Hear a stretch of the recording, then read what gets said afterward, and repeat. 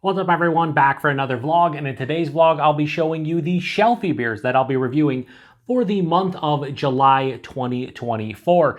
So if you're unfamiliar with what Shelfie beer reviews are, they are reviews of beers that I can easily grab off the shelves here in the Buffalo, New York area, and I try to get a good mixture of beers from some of the bigger regional, national, and international breweries.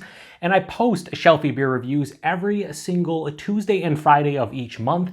And in the month of July, there are 9 Tuesdays and Fridays. Therefore, there are 9 beers here in front of me. And they are in order of how I'm going to post them over the course of the month from your left to right. So this is the first.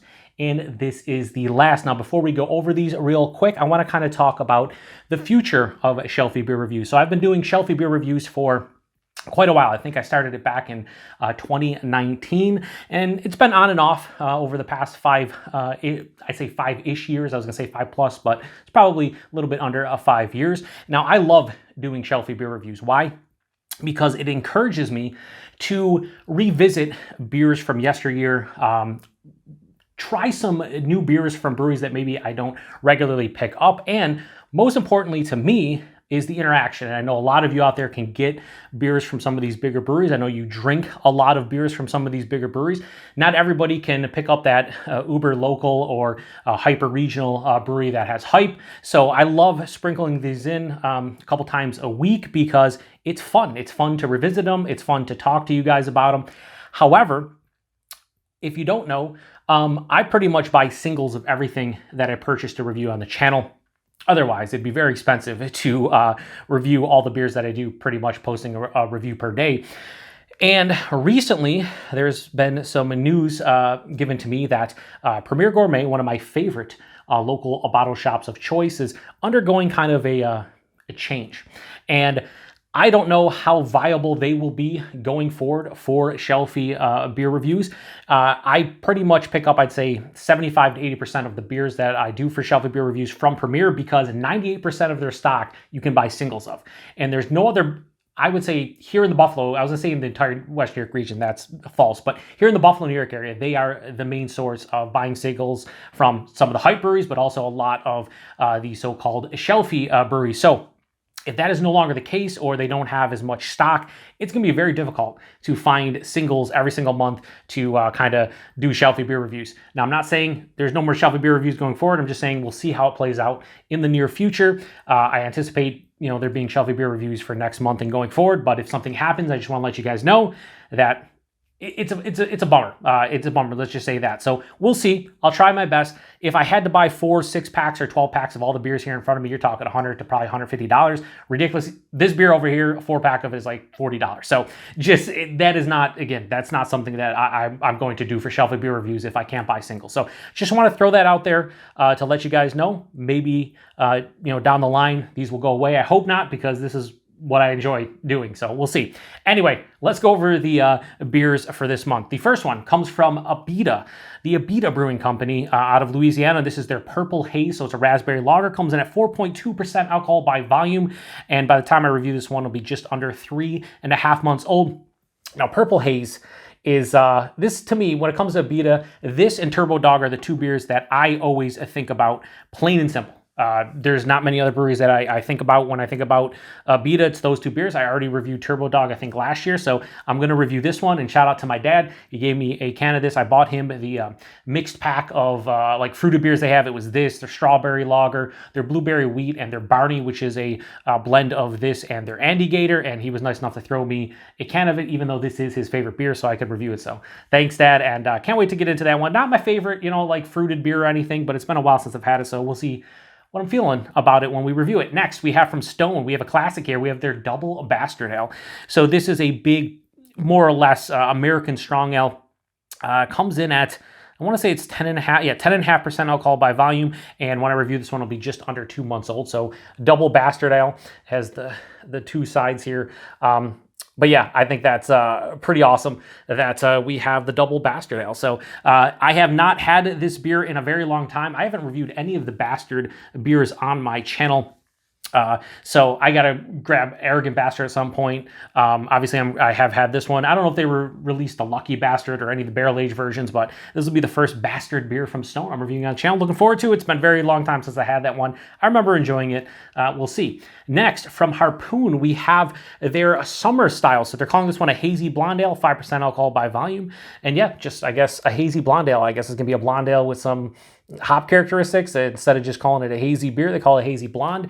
And yeah, I'm curious about it. It's been a while since I reviewed something from Harpoon. I saw this as a relatively new release. I'm going to give it a go, so we'll see how it is. Next, from North Coast, we have a classic beer here. This is their Brother Thelonious. So this is a Belgian-style Abbey Ale. This one comes in at... I'm probably missing the 9.4% alcohol by volume. And this is a bit older too. I think this is from last fall. So by the time I review this one, we're probably looking at like 9 months in the bottle, which is fine. But this is, again, a classic beer. This is basically like a Belgian Strong Dark. I haven't had it in many years, so I thought I would give it a go. And this summer style, they have like some kind of code at the bottom here. I haven't been able to decipher it, but this is a relatively new release. So I'd say probably at the oldest 3 months old, but should be relatively fresh.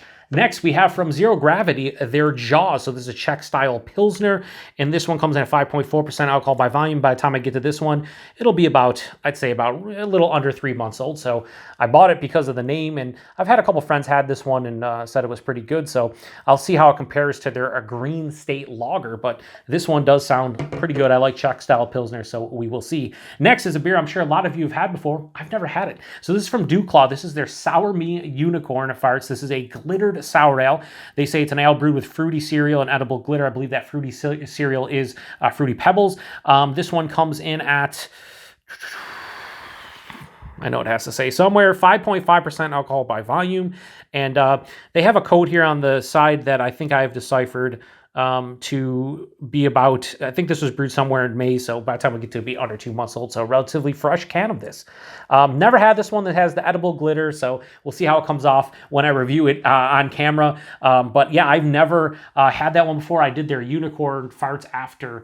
Have I had this before? I can't remember if I had this before. I haven't reviewed it, we'll say that. I don't remember if I had it. But they did the Unicorn Farts After Dark, which I really enjoyed. I thought it was pretty cool. So we're doing like the OG version of this. Next, we have a classic beer here from a Schloss Eggenberg, and this is an authentic Austrian triple box. So Schloss Eggenberg's out of Austria, and this is their Sammy Claus Classic. So this is basically a huge Doppelbock. They call it an Austrian triple box, sure. 14% alcohol by volume. Now here's the thing, and I'll throw this out there to anybody who can decipher this code, because I'm pretty good when it comes to Julian dates, imported dates from European breweries, but I could not for the life of me figure out this date. So it says L/, and that just means basically lot number 170931.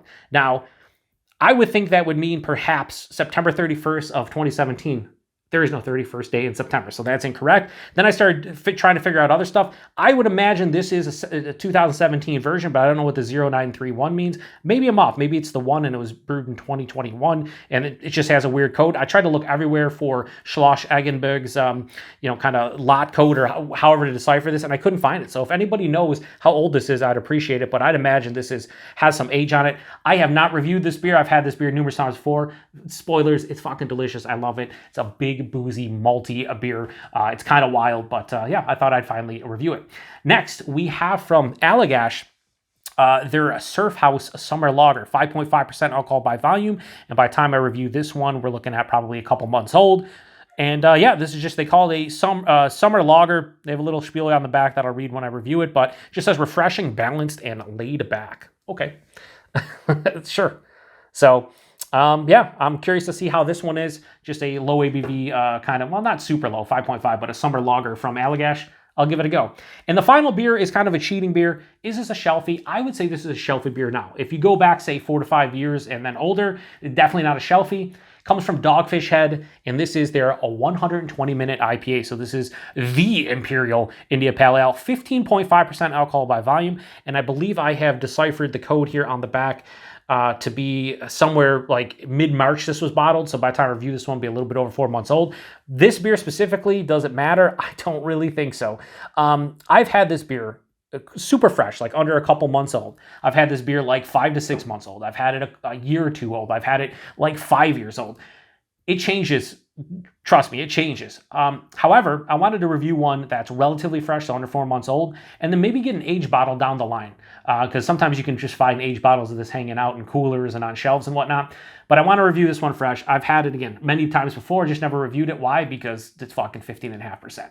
And, when I review it that day, I'm going to have to be in a mood for a hop forward beer that's, in the mid-teens. That's crazy as far as ABV goes. So we're going to see how that one plays out. So, yeah, that's the 9 beers that I'm reviewing over the course of the month of July. What beers are you looking forward to me reviewing the most? As I always ask you guys, for me, obviously the 120, relatively fresh, I'm into it. Revisiting some Sammy Claus, I'm down for it. Don't think, like I said, I've had this one before, but if I have, I've never reviewed it and I don't remember anything about it. So we'll see how that one is. Brother Thelonious, I remember I really dug that beer. I think Old Rasputin and that beer were kind of like the first 2 I had from North Coast. And then Double Bastard, revisiting that, I'm really pumped up for it. But as always, I pick these ones up because I'm interested in all of them, but those are the ones that I really tug on my heartstrings. So let me know what you think about any of these beers in the comments section. I'd really appreciate it. Like I said, going forward, we'll see about Shelfie beer reviews. To me, I love doing them. I want to continue doing them. It's not really that hard. I typically pick up the 8 or 9 beers that I need to review like a month before the week before the new month, and I grab them, I do this vlog, and then I review them over the course of the month. And it really inspires me and encourages me to revisit a lot of these breweries or try out new beers from these breweries. So if it went away, it'd be really a bummer for me. However, I'm not willing to break the bank on, buying, if I had to buy 4 and 6 packs of all of these beers, like it's not happening. So hopefully if Premier is one of those stores where things change and I can't buy singles or they don't have the stock that they used to, maybe I can find some other stores in the area that do a good job as well, because there's a lot of beer stores here in Buffalo, but not all of them sell singles, and not all of them sell singles of some of these bigger breweries. They just don't. It's usually the hype stuff that's $5-6 a can. Like there's not a lot of places where I can just go in and buy a single of, say, Abita's Purple Haze or this Jaws from Zero Gravity. It doesn't happen. So anyway, it's kind of a bummer, but we'll see what happens. So I appreciate everybody stopping by for another vlog. Be on the lookout for reviews of all these beers throughout the month of July, and until the next one, cheers.